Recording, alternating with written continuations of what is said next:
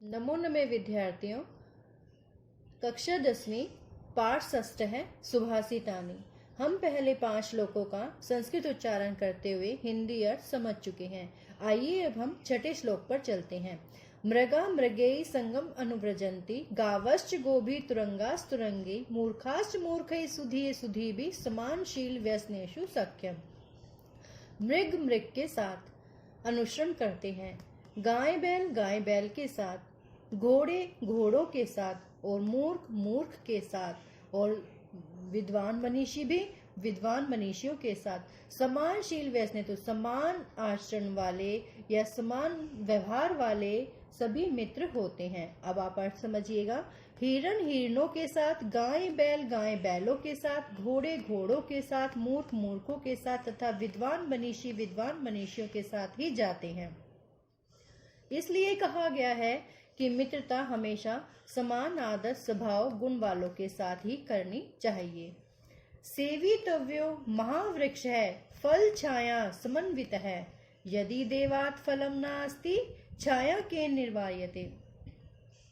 सेवितव्यो का अर्थ बेटा यहाँ आश्रय लेना चाहिए। महान वृक्ष उस महान वृक्ष का जो फल और छाया समान रूप से देते हैं। यदि भाग्य से फल नास्ति फल नहीं होता है, छाया केन उस छाया को निवार्यते रोकता है। फल और छाया से भरपूर विशाल वृक्ष का आश्रय लेना चाहिए।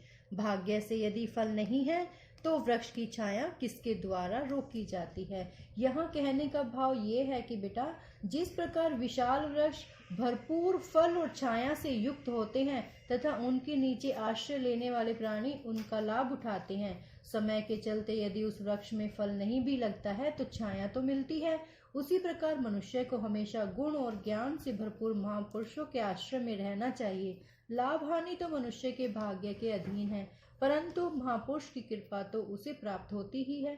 इसलिए हमेशा महापुरुषों का ही आश्रय लेना चाहिए। श्रम नास्ति नास्ति मूलम औषधम अयोग्य पुरुष नास्ति योजक स्थित दुर्लभ है। मंत्रहीन अक्षर नहीं है, जड़ अथवा जड़ी बूटी हीन नहीं है, अयोग्य पुरुष नहीं है, योजक स्त्र दुर्लभ है, इनको जोड़ने वाले दुर्लभ हैं। अर्थ देखिएगा बच्चों, मंत्रहीन अक्षर नहीं है, जड़ अथवा जड़ी बूटी हीन नहीं है, अयोग्य पुरुष नहीं है, परंतु इन तीनों को जोड़ने वाली दवा दुर्लभ है। कहने का अभिप्राय यह है कि प्रत्येक अक्षर मनन चिंतन तथा सारवान है, परंतु इन अक्षरों को जोड़कर मंत्र का निर्माण करने वाले दुर्लभ हैं।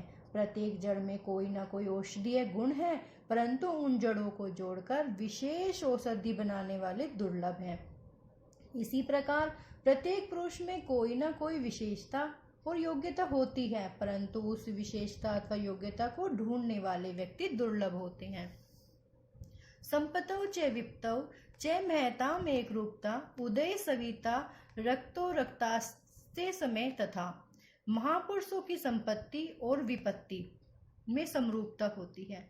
जैसे सूर्य के उदय समय लाल होता है और डूबने के समय भी लाल होता है। आगे देखिए, विचित्रे खलु संसारे न अस्ति किंचित निरर्थकम अश्वर्स्ते धावने वीरः भारतस्य वहने क्रय।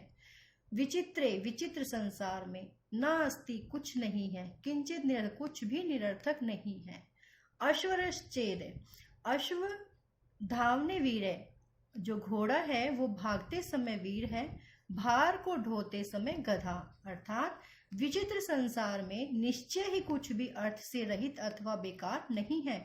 घोड़ा यदि दौड़ने में वीर है तो बोझ को ढोने में गधा वीर है। इसी प्रकार इसका भाव समझने का प्रयास कीजिए बच्चों। इस संसार में प्रत्येक प्राणी किसी न किसी कार्य में निपुण होता है। जैसे यदि घोड़ा दौड़ने में कुशल होता है तो गधा भार ढोने में कुशल होता है। इसी प्रकार प्रत्येक प्राणी अपने स्वभाव एवं रुचि के अनुसार कार्य करने में निपुण होता है। कोई भी वस्तु अथवा प्राणी बेकार नहीं है।